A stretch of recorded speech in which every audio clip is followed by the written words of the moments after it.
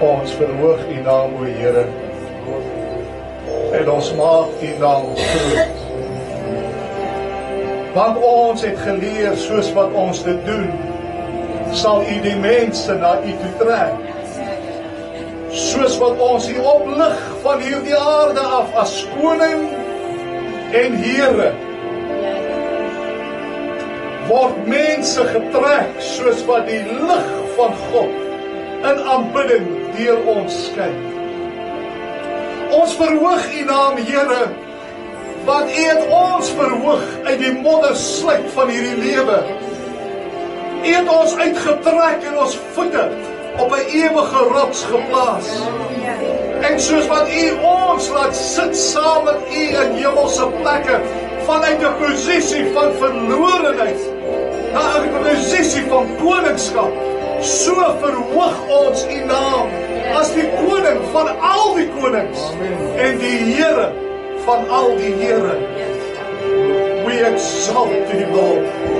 Ons het U so lief vanmôre, want U het ons eerste lief gehad.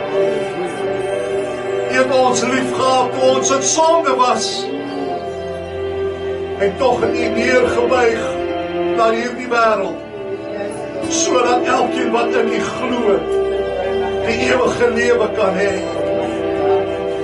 Oh, we love You, Jesus. Vir elke goeie daad, vir elke weldaad wat U aan ons bewys het, dat U U lewe afgelê het vir 'n sondaar soos myself. Ek kan myself nie keer nie. Ek wil dit uitroep vanmôre, ere aan God in die hoogste hemele.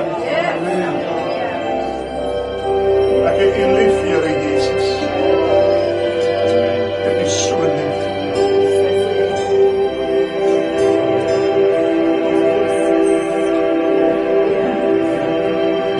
We love You, Jesus.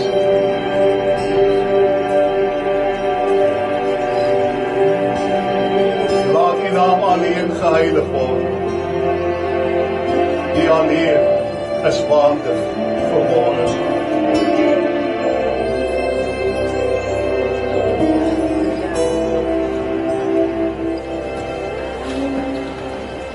Het jy hom waarlik lief vanmôre?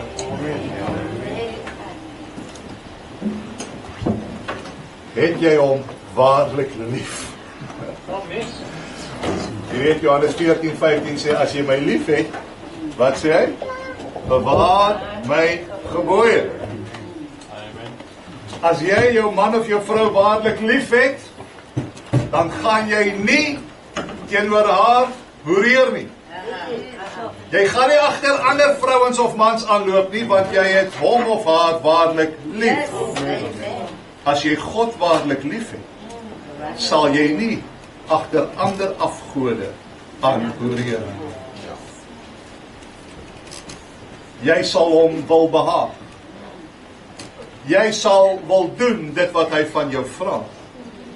Want liefde word bewys in hoe ek teenoor iemand myself gedra. Of 'n verdeelde hart. Met jou hele siel of 'n verdeelde siel.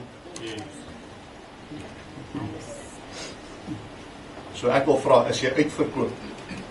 Het jy al by 'n winkel gestaan, dan staan daar uitverkoop. Dink jy, ek het geweet ek moes gister gekom. Is jy uitverkoop? Met ander woorde, as die vyand voor jou deur kom staan, dan staan daar uitverkoop. Hier's niks meer oor vir jou nie. I am sold out to my Lord. Hy is my al in al. Soos wat hy sy alles vir my gegee het, is dit dan nie reg dat ons ook so ons alles vir hom sal gee. Miskien hou jy nog vas aan iets vanmôre. Dis dalk 'n goeie môre vanmôre om dit te gee en te sê, Here, my alles op die altaar. Hy het sy alles vir jou gelê op die altaar van die kruis.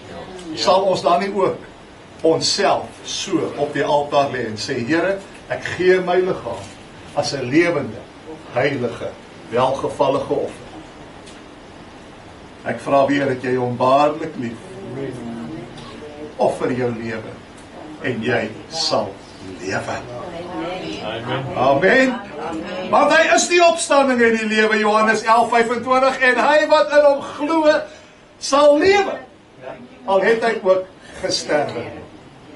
Hy het die dood oorwin. Daarom is ek nie bang vir die dood nie. Jy weet, eendag sal die dood finaal gebind word, want mense gaan nog dood vandag. Maar eendag, wanneer die dood self oorwin sal word, sal daar nie eers meer fisiese dood wees nie. Net jammer om te sien hoeveel mense is geestelik dood. Jy sien, sonde bewerk die dood. En die dood gaan later oor na fisiese dood. Hoeveel mense het julle al gesien as gevolg van sonde sterf voor hulle tyd? Want sonde bring die dood. Dit begin met 'n geestelike dood en dit spoel oor na 'n fisiese dood. Maar ek dank God vanmôre dat hy sy seun gegee het om te deel met daai sonde, sodat ons nie hoef te sterwe sonder God en sonder hoop nie, maar dat ons vanmôre die lewe het in Christus Jesus. Vanmôre is opstandingsmôre. Ek het wakker geword met daai lied. Om wie onthou vir Don Francisco? Julle gehou van sy musiek. Hy het so lied gesing, He's alive, He's alive, He's alive and I'm forgiven. Heaven's gates are open wide. En hoe wonderlik om te weet, daar die poorte staan vanmôre nog oop. En almal wat wil, kan kom. En inbeweeg in die poorte. Maak net seker, dat jy kan uitroep, ek kom nie op grond van my werke nie, maar op grond van die geregtigheid van Christus, wat hy vir my bewerk het. Dis die toegang tot die hemel. Not by works, but by thy grace, and thy grace alone. Hoe wonderlik om te kan opklim na die berg van die Here, waar hy ons sy weë kan leer. Is ons vanmôre hier om verder te leer oor sy weë, dan is hy op die regte plek. Ek wil u nooi vanmôre om so lank saam met my te blaai na Filippense, die 2de hoofstuk. Ons is besig met die laaste paar sonde om sommer net met mekaar te deel oor die rede vir die koms van die Here. En daar is so baie wat 'n mens daaroor kan sê, en ons gaan vanmôre maar net so 'n bietjie verder uitbrei oor hoekom was dit nodig dat die seun van God moes vlees word, dat hierdie aarde toe moes kom. Vir watter rede was dit nodig dat God moes aarde toe kom? En ons gaan vanmôre kyk na nog 'n rede wat dit genoodsaak het vir hom om te kom. Terwyl jy daar is, kom ons bid net saam. Hemelse Vader, ek dank dat ek in die naam van Jesus Christus myself nou kan oorgee. Uit myself uit kan ek niks doen. Ek is totaal afhanklik van U. En ek vra dat U deur die Heilige Gees my sal toerus met die nodige krag en wysheid, insig, kennis en verstand. Die woord van die waarheid reg te sny, om reg te onderskei, sodat die brood van die lewe vanmôre die volk sal voed. Dankie vanmôre dat U deur die Heilige Gees die harte en ore voorberei van elkeen wat gewillig is om te hoor. Laat U naam geheilig word deur hierdie woord vanmôre. Ek vra dit in Jesus naam. Amen. Amen. Filippense 2.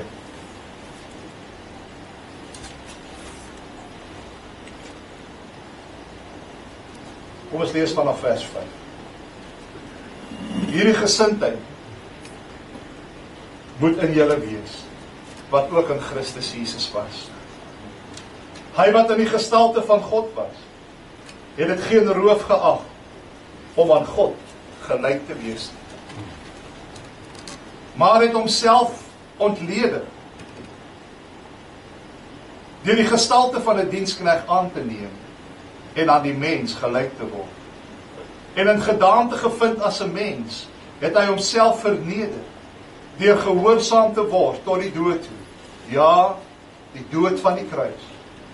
Daarom het God hom ook uitermate verhoog en hom 'n naam gegee wat oor elke naam is, sodat in die naam van Jesus sou buig elke knie, van die wat in die hemel, die wat op die aarde en die wat onder die aarde is.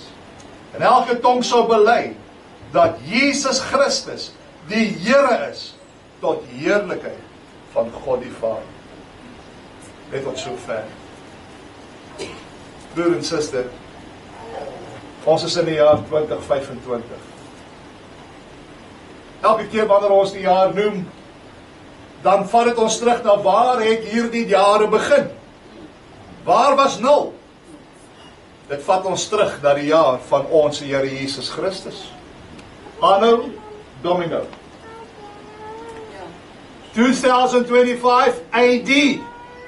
Anno Domini. Wat het gebeur in die jaar 0? Anno Domini. Wel, nie presies 0 nie. Miskien so 2 of 3 jaar voor dit.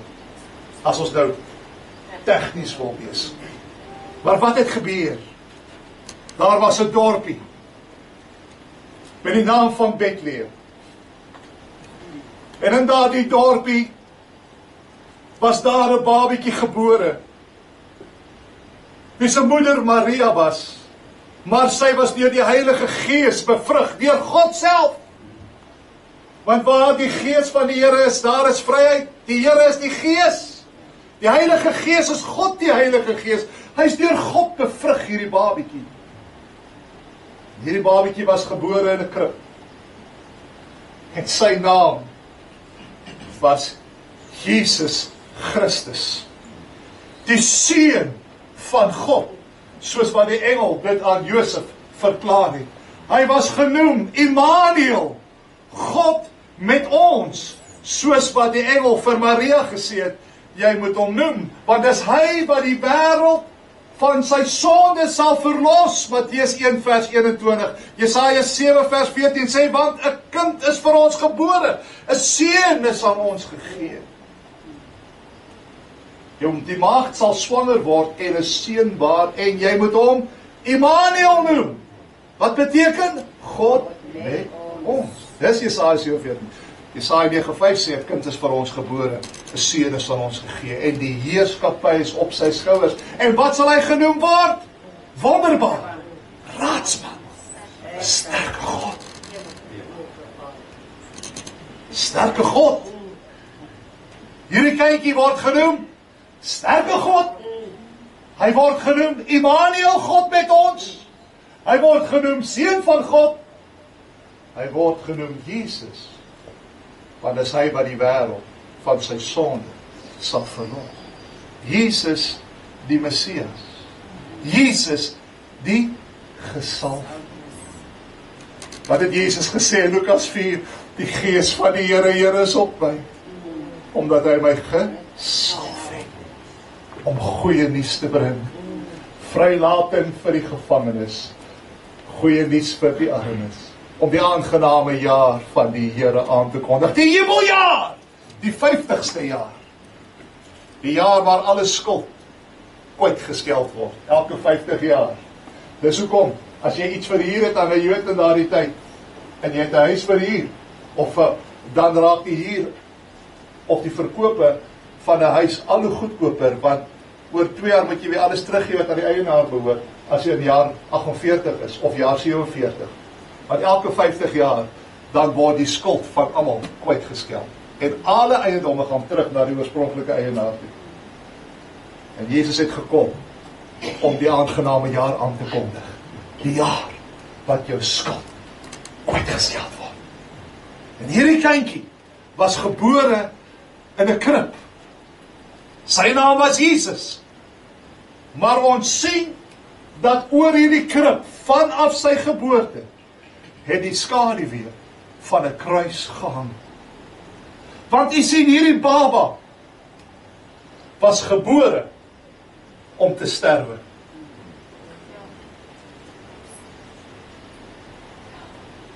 Vir hierdie doel het Jesus na die wêreld gekom, om die sonde van die wêreld op hom te neem, en te sterwe vir die sonde van die wêreld.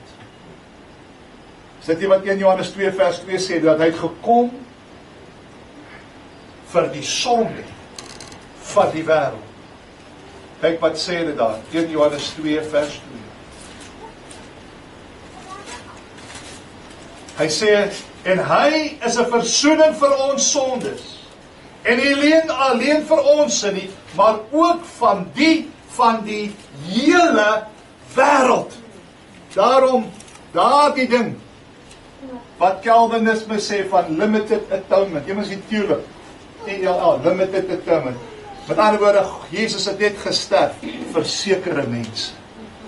Hy het net gesterf om sekere mense te red, want hy is soewerein en hy kan kies wie hy wil red. En dit is amper soos bingo, jy gooi 'n paar nommers uit en dan hopelik is jy die nommer wat getrek is. Hopelik Oudora is jy 'n nommer wat getrek is. Dalk is ek nie 'n nommer nie. Nee.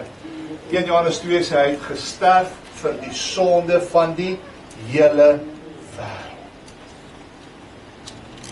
Nou hierdie kind was gebore en na 'n paar weke van sy geboorte het Maria en Josef na die tempel gegaan en die kind saamgeneem volgens die reinigingsrituele van daardie tyd om die nodige offers te bring. En hulle was arm, want hulle het maar 2 tortelduwe gebring en dit was die offer wat armes gebring het, want jy kon nie 'n bees of 'n skaap bekostig nie. Johannes het natuurlik 'n bees gebring het, want hy's 'n plaasboer.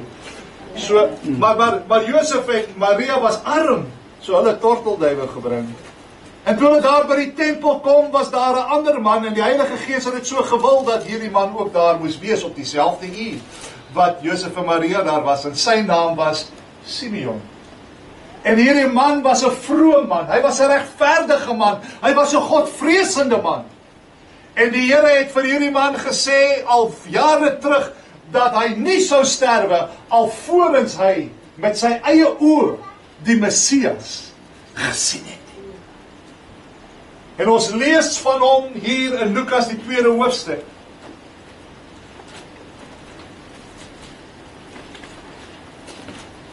Lukas 2 vers 29. Die oomblik toe Josef en Maria by die tempel aankom en Simeon sien die kindjie Jesus in hulle arms, wat gebeur toe? Vers 29 sê, hy het daai kind in sy arms geneem. En toe spreek hy hierdie woorde. Hy sê, nou laat u Here, u diensknegt gaan in vrede volgens u woord. Omdat my oë u heil gesien het, en wat u berei het voor die oë van al die volke, 'n lig tot verligting van die nasies, en tot heerlikheid van die volk Israel. Josef en sy moeders het hulle verwonder oor die dinge wat van hom gesê is. En Simeon het hulle geseën, en aan Maria sy moeder gesê, kyk, hierdie kind is bestem tot 'n val. Kan jy dit sien? Ja. Hy profeteer hier. Hy sê, hierdie kindjie Jesus is bestem tot 'n val, en 'n opstanding van baie in Israel, en tot 'n teken wat weerspreek sal word. Ja, 'n swaard sal deur jou eie siel gaan. Hoor wat sê hy vir Maria. Hy sê, die kind is bestem tot 'n val, en 'n swaard sal deur jou eie siel gaan, sodat die gedagtes uit baie harte openbaar kan word. Wat Simeon hier profeteer, is die dood van 'n kind, wat nou net gebore is. Kan jy jouself indink, jy het net geboorte gegee aan 'n kind, en 'n profeet kom en hy profeteer, hy sê, jou kind is bestem tot 'n val. En hy sê, en 'n swaard, moeder, sal deur jou hart steek, want jou oë sal dit sien, en jou hart sal gebreek word, wanneer jy sien, hoe jou kind vermoor word.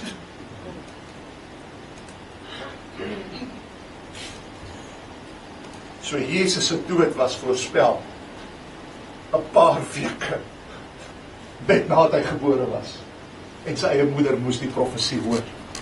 Kan jy jouself indink in haar skoene? Nou ons sien in die Ou Testament, by soveel geleenthede was die dood van Jesus Christus oor en oor geprofeteer. Jy kan gaan lees die hele Psalm 22. Daar is uiteraard nie tyd nie, maar kom ons lees sommer net 2 verse daaraan. Maar die hele Psalm 22 gaan oor die kruisdood van Christus. Maar kyk sommer net wat sê vers 14 en 15. Hulle het hulle mond teen my oopgespalk soos 'n leeu wat verskeur en brul.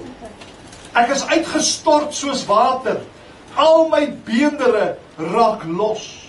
My hart het soos was geword, dit het gesmelt binne in my ingewande. Kan jy self indink dit wat Christus deurgemaak het op daardie kruis? Vir jou en vir my sonde. Jesaja hoofstuk 50 vers 6. Ek het my rug gegee vir die wat my slaan, my wange vir die wat my hare uitpluk.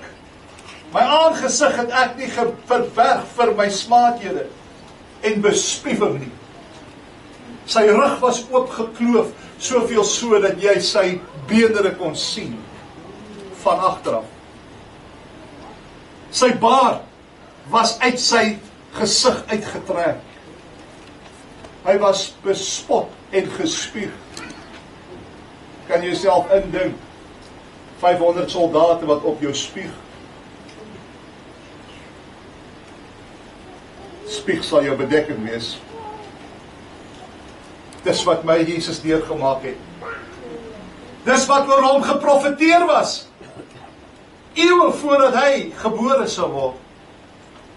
Jesaja 53 vers 2 en 3. Hy tog het soos 'n loot voor sy aangesig opgesprei en soos 'n wortel uit droë grond. Hy het geen gestalte of heerlikheid gehad dat ons hom sou aansien nie en geen voorkoms dat ons hom sou begeer nie. Hy was so misvormd gewees dat jy hom nie kon herken as 'n mens. Hoekom dink julle het Maria hom nie herken toe hy in die tuin kom en sy dog is 'n tuinier? Want die laaste keer wat sy hom gesien het aan die kruis, het hy nie gelyk soos 'n mens. Sy het hom nie herken nie. Totdat sy sê, Maria! Sy roep hy, Rabboni. Al dit vir jou en my sonde. Vers 5 sê, maar hy is terwille van ons oortredinge deurboor. Terwille van ons ongeregtighede is hy verbrysel. Die straf wat vir ons die vrede aanbring was op hom.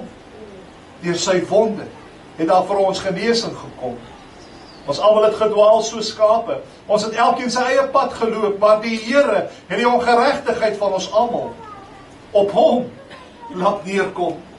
Hy het jou ongeregtigheid op hom geneem. Vers 10 sê, maar dit het die Here behaag om hom te verbrysel. Hy het hom krank gemaak. As sy siel 'n skuldoffer aangebied het, sal hy 'n nakroos sien. Hy sal die dae verleng en die welbehaag van die Here sal deur sy hand voorspoedig wees. Dat het God behaag om sy eie kind so te laat straf. Dit was geprofeteer om van deur die eeue heen, deur verskeie profete.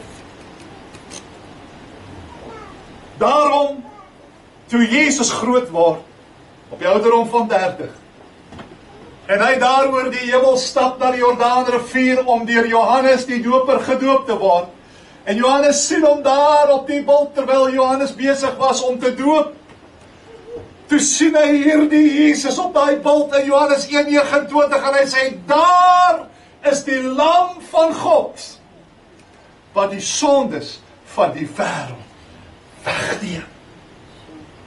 Halleluja! Johannes het hom herken. Jy sien my broer en suster, Jesus het gekom om sy lewe te gee as 'n offer vir ons sonde. Dis die doel van sy koms, om te sterwe. Daarom sê vers 11 van Jesaja 53, hy sê, weens die moeitevolle lyde van sy siel, sal hy dit sien en versadig word, en deur sy kennis sal my knegg, die regverdige, baie regverdig maak. En hy sal hulle skuld dra. Die regverdige het gekom om my regverdig te maak, sodat ek vandag kan sê, I am the righteousness of God through the gift of Jesus Christ. Die gawe wat in my gees uit my skuld op hom geneem en my sonde die het hy gedra, sodat ek kan word die geregtigheid van God deur Christus Jesus. Wat 'n onbeskryflike gawe. Dis soos wat Paulus uitgeroep het in 2 Korintiërs 9:15. Wat 'n onbeskryflike gawe. Hierdie gawe van geregtigheid. Ja, die profete het lankal geprofeteer dat Jesus bestem was om te sterwe. Hy het gekom om sy lewe te gee as 'n losprys. 'n losprys. 'n ransom. Jy weet mos as iemand gevang het, iemand se kind, dan sê hulle, we want a ransom. Geef ons 20 miljoen en jy kry jou kind. Dis wat 'n losprys is. Jesus het gekom en die losprys kom betaal. Want ons almal was in die mag van die dood. En ons almal verdien om doodgemaak te word, want ons almal staan skuldig voor 'n lewende God. Besef jy dit? Ons wil baie keer sê, nee, ons is goeie mense. Here, deel met die slegte mense daar buite. Hulle moet verwyder word. Almal het gesondig. Romeine 3:23, en dit ontbreek ons aan die heerlikheid van God. Romeine 3:10, daar is niemand regverdig nie. Nee, selfs nie een nie. Maar hy het gekom om sy lewe te gee as 'n losprys vir 'n sondaar soos Mammie en vir 'n sondaar soos myself. Kyk wat sê Petrus toe hy die eerste evangelie boodskap bring nadat hulle vervul was by die Heilige Gees, daar in Handelinge 2 vers 23. Hy het so baie wonderlike dinge gesê, maar onder andere sê hy, hom wat deur die bepaalde raad en voorkennis van God, met ander woorde, God het dit so beplan van die begin af, van die grondlegging van die wêreld, dat sy seun sou sterwe, wat aan vir die voorkennis van God oorgelewer is, het julle die hande van goddelose manne geneem en gekruisig en omgebring. Dit was bestem vir hom om gekruisig te word en omgebring te word. Dit was die doel van sy kom. Jesus het selfs sy eie dood geprofeteer.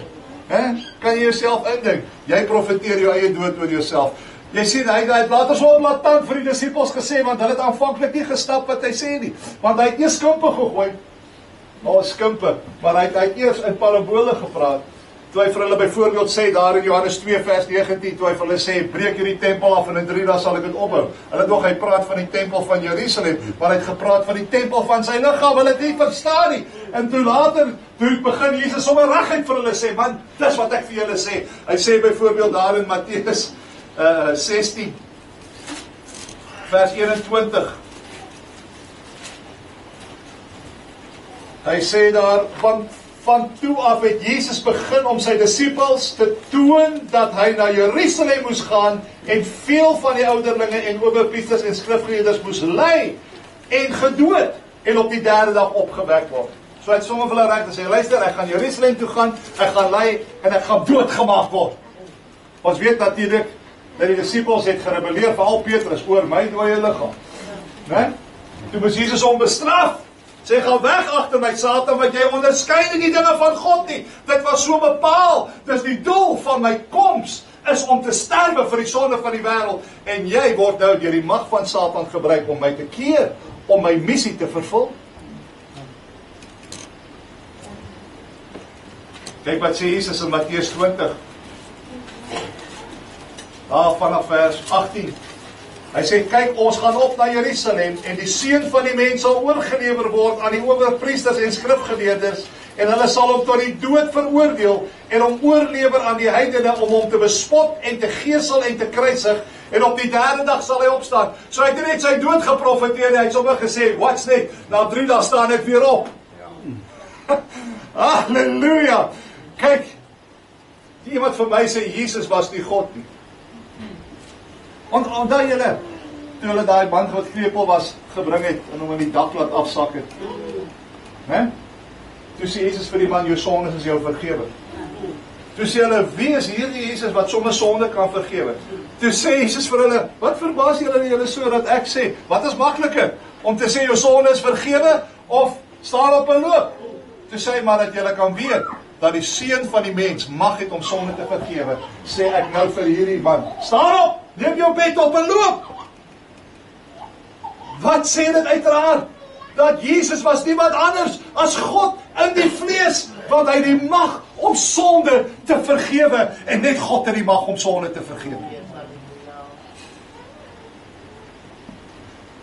En hier selfde Jesus, God in die vlees, gebore as 'n baba, kom, en hy voorspel sy eie dood, hy profeteer dit, hy sê, moenie bekommerd wees nie, oor 3 dae staan ek op. Wanneer jy die graf leeg sien, moet weet het, moenie dat hulle julle mislei nie. Ek het opgestaan, my liggaam is nie weggevoer. Ek het opgestaan, en hy het dit geprofeteer. Halleluja. So hy het self sy eie dood en opstanding voorspel. Net gou vinnig terug na ons skrifgedeelte. Wat sê vers 7 van Filippense 2? Hy sê dat Jesus het gekom, en wat het hy gedoen? Hy het homself ontledig. Daardie woordjie ontledig, moenie bekommer oor die Grieks nie, maar die Griekse woordjie is kenosis. Al wat dit sê is, dat hy het homself leeg gemaak van homself. Dis soos wanneer ek van myself gee, in die konteks, as ek byvoorbeeld uittrek uit 'n huis uit en ek gee al my goed weg. Ek gee my kar weg, ek gee my besittings weg, ek gee my queen size bed weg, ek gee alles weg. I empty myself. Dan wil ek vir u vra, die feit dat ek alles weggee, maak dit my minder reël as wat ek is? Is my identiteit in my besittings? Nee. Al het ek niks nie, bly ek nog steeds reël. Jesus het homself leeg gemaak, waarvan? Van sy voorregte. Jesus, wat God in die vlees was, is alwetend, byvoorbeeld. Want dis wat God maak, die alwetende, almagtige, alomteenwoordige, dis eienskappe van God. Maar ons sien dat Jesus, toe hy vir daai oomblik in tyd, met die vlees van 'n mens bekleed was, homself ontledig is, sien ons dat hy nie alles geweet nie. Want toe hulle van vra, wanneer is die koms, toe sê hy, niemand weet nie, behalwe my Vader, wat in die hemel is. Niemand weet nie, selfs nie eens die engele nie, net my Vader. So hy het homself van 'n voorreg ontneem, van alwetende. Hy het homself vir daai oomblik in tyd, van die voorreg ontneem, om alomteenwoordig te wees. Ons sien, hy moes stap van dorp tot dorp, hy moes beweeg van plek tot plek. Hy was nie oral op dieselfde tyd nie. He emptied himself for a moment in time of his privileges. Maar ons weet dat dit later weer opgebeur het.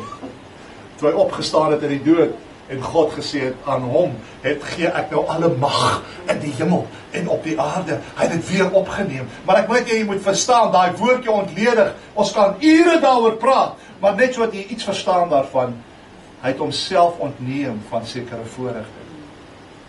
Vir watter doel? Onthou, wat is die doel? Nie vir homself nie, vir jou en vir my, om ons vry te maak van die skuldlas van sonde en ons los te koop daarvan. So hy het homself ontledig. Nou, vers 6 sê, hy wat in die gestalte van God was, het dit geen roof geag om aan God gelyk te wees nie. Met ander woorde, Jesus en God is op dieselfde vlak. Jesus and God is one.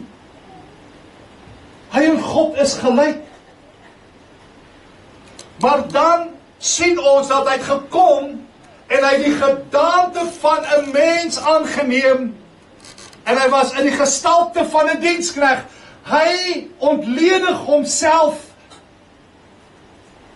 Hy was aan God gelyk. Maar ons sien dat hy verneder homself. En hy word gehoorsaam tot die dood van die kruis. Want dit is wat hy sê verder in vers 8. En gedaante gevind as 'n mens, het hy homself verneder deur gehoorsaam te word tot die dood toe. Ja, die dood van die kruis. Sien dit? Jesus Christus, gelyk aan God, verneder homself tot die dood van die kruis. Met ander woorde, hy wat die hoogste posisie gehad het. Jy kry nie hoor as gelyk aan God. Daar is nie 'n hoër posisie as dit. Hy wat die hoogste posisie gehad het, ontledig homself en val tot die laagste posisie. Die vernederende dood van die kruis. Hoekom? Sodat hy kom deel met die sonde van die wêreld.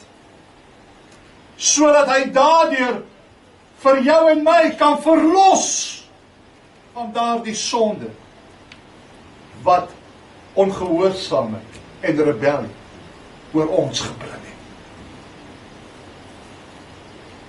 Hy verlaat die hemel. Ons sing daai lied, hy het die hemel verlaat vir jou en vir my. Vir 'n tyd het hy homself minder gemaak as die engele. En hy het homself bekleed met die vlees van 'n mens. Net sodat daardie vlees later weer van hom afgeskeur kon word. Sodat hy daardeur jou en my skuld kan betaal. 2 Korintiërs 5 vers 21, hy het hom wat geen sonde geken het nie, sonde vir ons gemaak, sodat ons kan word die geregtigheid van God in Christus Jesus. Kyk ook wat sê 2 Korintiërs 8 vers 9. Daar staan, want julle ken die genade van ons Here Jesus Christus, dat hy, alhoewel hy ryk was, terwille van julle arm geword het, sodat julle deur sy armoede ryk kan word. Hy het gekom om die skuld van sonde te betaal, en dit was die doel van sy koms. Nou, u sal onthou, reg aan die begin, toe God die mens gemaak het, het God vir die mens gesê, moenie eet van die vrug van die boom van kennis van goed en kwaad nie. Met ander woorde, moenie teen my rebelleer nie. Moenie teen my wil ingaan nie. Dis my wil. Moenie eet hiervan nie, want as jy daarvan eet, sal jy sekerlik sterwe. Broer en suster, ek vra vir u, wat was God se bedoeling met die mens? Hoekom het hy ons geskape? Wat is ons skepingsdoel? God se begeerte was dat die mens in volkome gemeenskap met hom sal lewe.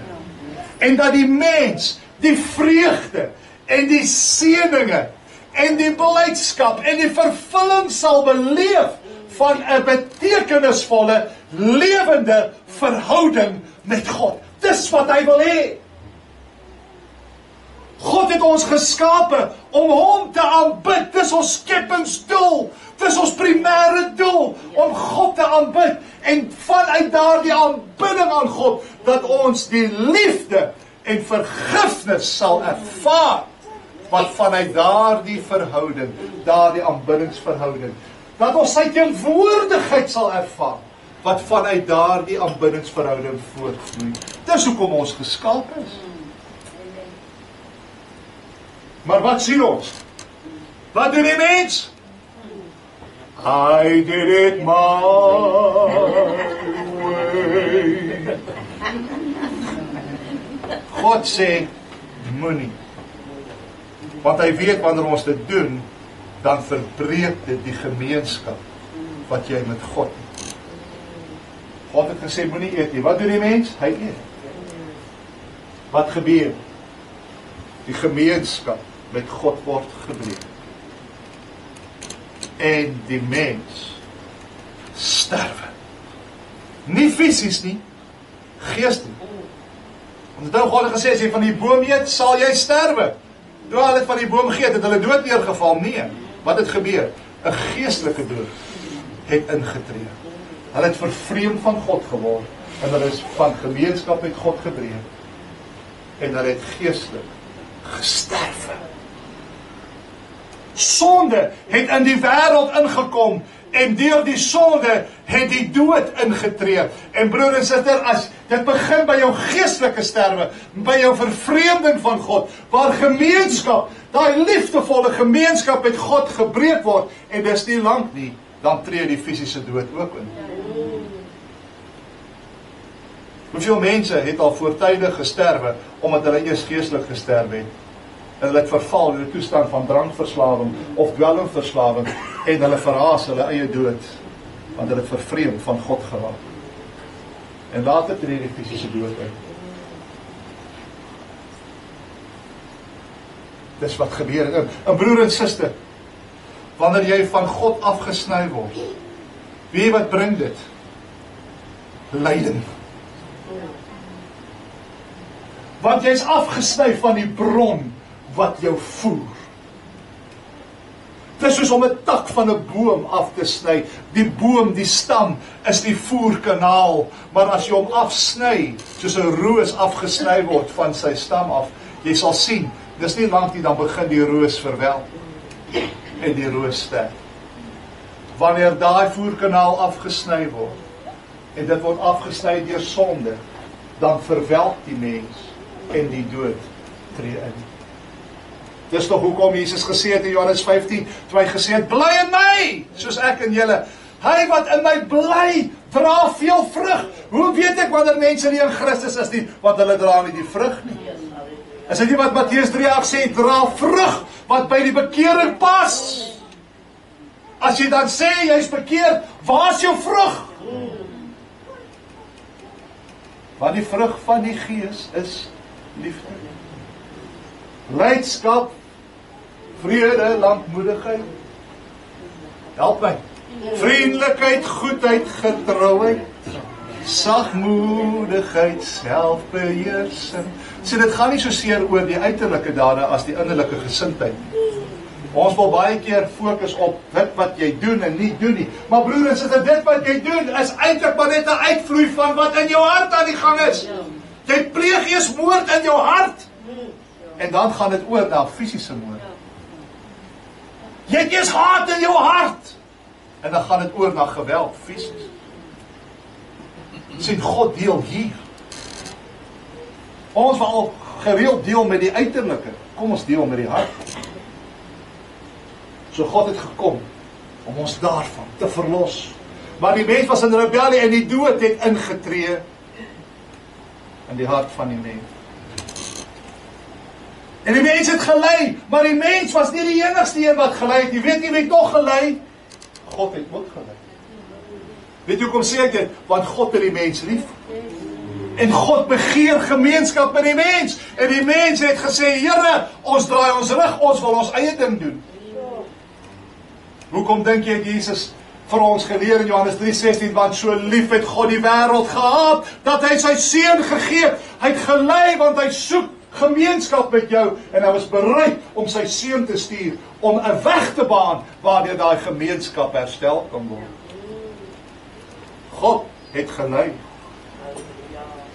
en hy wou hê daar moes weer gemeenskap wees, tussen God en mens. Daarom stuur hy sy seun. Daarom sien ons, het Jesus vlees geword, en hy het homself verneder, en hy was gehoorsaam tot die dood van die kruis, sodat hy die skuld vir sonde kon betaal, en jou en my kon verlos van daardie sondelas, Daai wat 'n skeidsmuur gevorm het volgens Jesaja 59:2. Daai skeidsmuur tussen God en mens, die sonde, om dit te kom wegneem sodat gemeenskap met God herstel kan word. Broer en suster, die skeidsmuur moet eers weggeneem word om gemeenskap te hê. Jy kan tog nie gemeenskap hê deur 'n muur nie. Imagine nou jy's in 'n huis, maar jy's in een kamer en iemand anders in 'n ander kamer. Hoe het jy gemeenskap met daai persoon?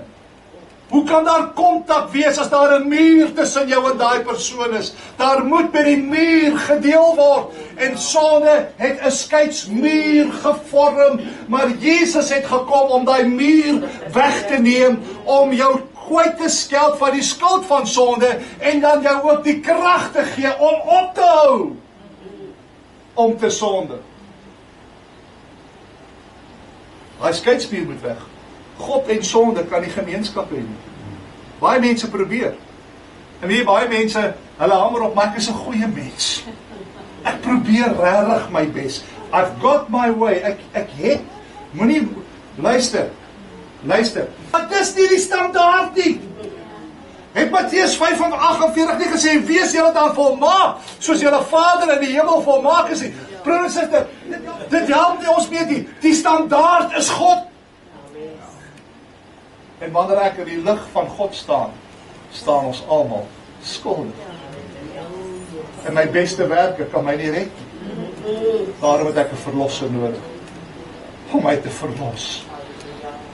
Because I can't do it. Hoe sal ek dit al probeer? Toe ek jonger was, ek al baie hard probeer om reg te lewe. Sommige dinge het ek reg gekry vir 'n dag of 2. Net om weer te val. Maar Jesus het gekom. En hy het my gevul met sy Heilige Gees. En hy het my die krag gegee. Want ek kon dit nie doen nie. Maar hy doen dit nou deur my. Dat is 'n groot verskil. Dis wat Jesus vir my kom doen. So, waar was ek nou? Nou weet ek nie meer waar was ek nie. Nou moet ek moet nou begin land. Maar jy moet net my sê, waar vlieg ons nou? Is ons al oor Joburg? So Jesus het gekom om ons te verlos van sonde, sodat hy skeidsmuur afgebreek kon word. En hy was gehoorsaam. Jy sien, hy het gekom met 'n missie. En dit is om ons te verlos. Want ons kon dit nie doen nie. Ons beste pogings het nog steeds veroorsaak dat ons kort skiet. Maar hy het gekom en die werk gedoen wat ons nie kon doen nie. Dink net gou daaraan. Hy het geen skuld gehad nie. Hy was skuldvry. Ek het al die skuld gehad. Dis dan lekker, né? As iemand kom wat skuldvry is en hy kom na my toe wat toegegooi is by die skuld en hy sê ek sal jou skuld op my neem. Wie so iemand nodig in sy lewe? Ja. Om al jou skuld op hom te neem. 'n skuldvrye mens sê ek sal jou boetes betaal. Ek sal jou skuld betaal. Dis wat hy kom doen.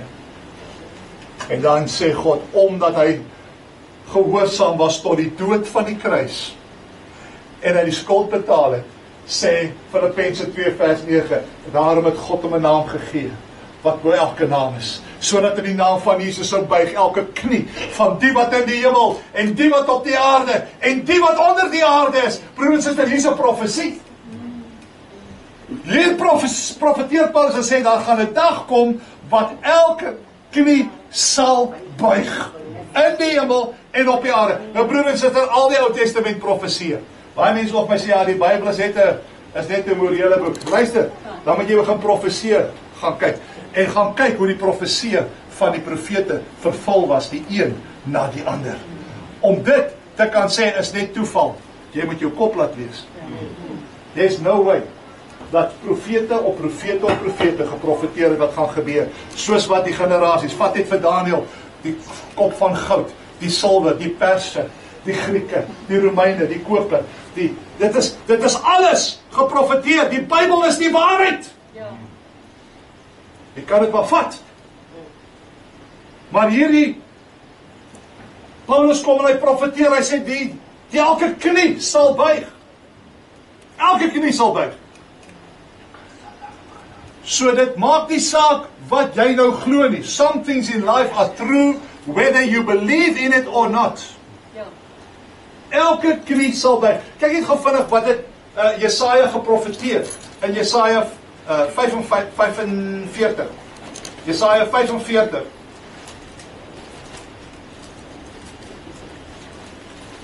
En wel vers 23.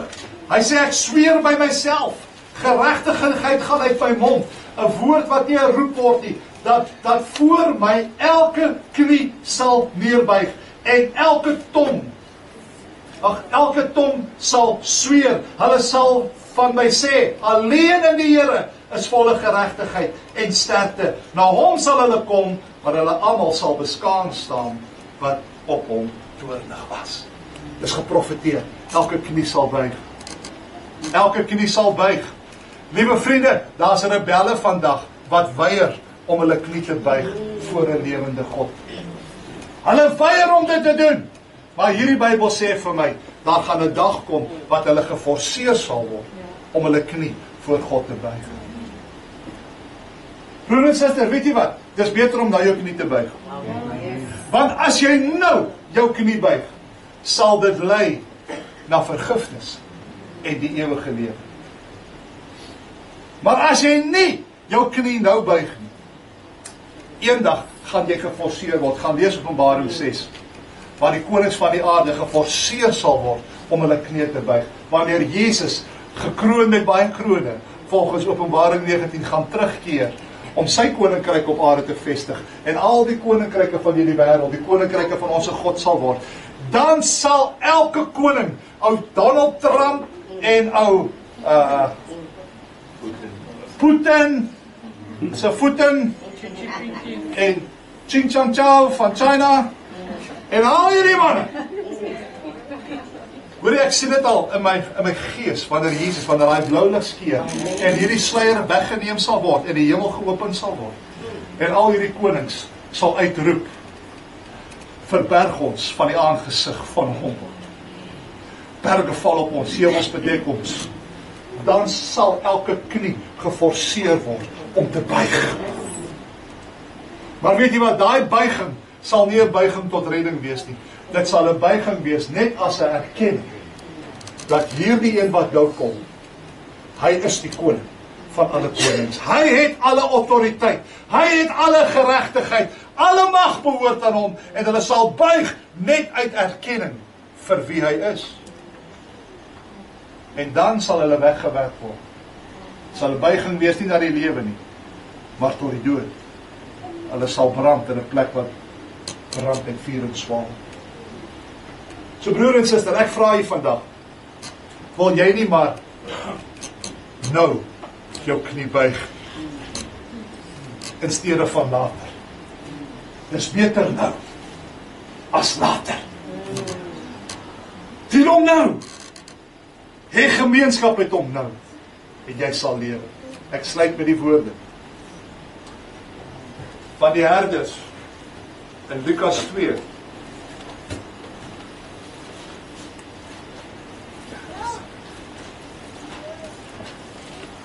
Toe die engel aan die herders in die velde verskyn,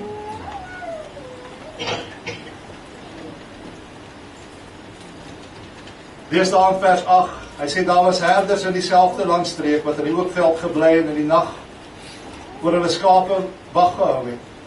Meteen staan daar 'n engel van die Here by hulle, en die heerlikheid van die Here het rondom hulle geskyn, en 'n groot vrees het hulle oorweldig, en die engel sê vir hulle, moenie vrees nie, want kyk, ek bring vir julle goeie tyding van groot blydskap, wat vir die hele volk sal wees, dat vir julle vandag in die stad van Dawid gebore is, die saligmaker, wat Christus die Here is.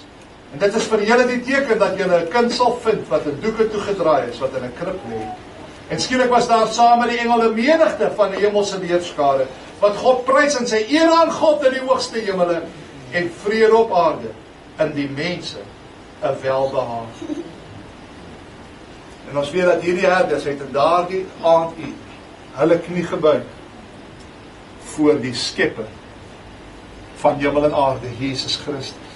Hulle het hom aanvaar as hulle Messias. Ek pleit by u, wil u nie soos die herders wees, en in hierdie dag ook jou knie voor die Here buig. wanneer jy dit doen en hom verklaar as jou Here en jou Meester, dan word die doel van Jesus se koms in jou lewe vervul. Want hy het gekom om vir jou sonde te sterf, sodat dit weggewas kan word en gemeenskap met God weer herstel kan word. Wil jy nie die doel van Christus in jou lewe vervuld sien? Buig jou knie vandag. Maak hom die koning van jou lewe en jy sal leef. Amen. Amen. Kom ons neem net so 'n oomblik. Ek ken u so van sien. U ken my ook so van sien. Ons wandel nie 24 uur saam met mekaar nie. Maar wanneer die deur toe gaan, daar by jou huis, wanneer niemand jou sien, dan sien God jou nog steeds. Want sy oë is soos die van 'n vuurvlam, wat sê dat hy kyk deur die hart van 'n mens. Hy ken ons gedagtes van ver af. Hy ken die bedoelinge van ons hart. As jy jouself sien voor God vandag, kan jy eerlik voor die Here sê vanmôre, Here, ek het my knie voor u gebuig. U is Heer van my lewe. As jy dit nie met vrymoedigheid kan sê nie, dan is vanmôre se boodskap in besonder ook vir jou. God het nie gekom om te veroordeel nie, maar dat die wêreld met hom versoen kan word. Hy het nie gekom vir die wat gesond is, maar vir die wat siek is. Hy het gekom om sondaars tot bekering te bring, Lukas 5 vanaf vers 31. Dis waarvoor Jesus gekom het. En as jy nog nie jou knie gebuig het nie, hoor die pleit van my hart vanmôre. Wil jy nie op hierdie opstandingsmôre, want hy het opgestaan vir jou. Hy het opgestaan sodat die dood oor jou nie meer hoef te heers. Hy het die dood oorwin as die eersteling uit die opstanding van die dode. Daarna ook het die grafte oopgegaan en daar het soveel meer opgestaan. Hulle was die eersteling skerp. Daarna weet ons, sal daar nog die 144.000 weer opgewek word in die verdrukking. Die 2 getuies sal opgewek word. Hulle sal in sulke fases opgewek word. Ons sal weggeruk word saam met die Here om tegemoet gaan in die lig. En so sal ons vir altyd saam met hom wees. En dan op die einde van dae sal die martelare ook opgewek word. Al hierdie opstanding sal plaasvind, want Jesus Christus het die dood oorwin. So ek vra vir u vandag, wil jy nie deel wees van die opstandingskrag van Jesus Christus nie? Wees deel van die opstandingskrag van Jesus Christus. En jy kan nie deel wees daarvan alvorens jy gesterf het in Christus nie. Jy moet eers sterwe. Galasiërs 2:20, ek is met Christus gekruisig. Ek leef nie meer nie. Vir wie leef jy? Vir jouself? Vir jou eie toedoen? Of sê jy, Lord, not my will be done, but your will be done. Sterf eers in hom, sodat jy kan deel hê aan sy opstandingskrag. As dit jy is vanmôre, daar waar jy nou sit, wil jy nie met God regmaak nie. Hou op rebelleer teen God. As jy nie vrede het nou in jou hart nie, Gods vrede het nie, dit is omdat jy nog in rebellie is met God. Hou op rebelleer teen hom, onderwerp aan hom, dan sal jy vrede hê met hom. Dis my pleit vanmôre. Buig jou knie en maak hom jou Here.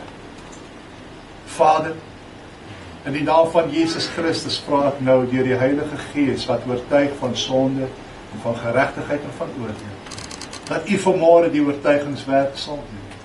En dat elkeen wat vanmôre nie in regte stand met u is nie in gemeenskap met u leef nie, vanmôre hulle knie voor u sal buig en sal uitroep, waarlik die Here, hy is God. En dat ons sal onderwerp aan u en dat u naam so in ons lewens alleen verheerlik sal word. Heilige Gees, oortuig vanmôre. Oortuig vanmôre. Trek mense met koorde van liefde, dat hulle vrede met u sal maak, sodat hulle ook lewe kan hê. Dis my gebed in Jesus naam en ek dank U nou vir die werk wat U doen. Amen.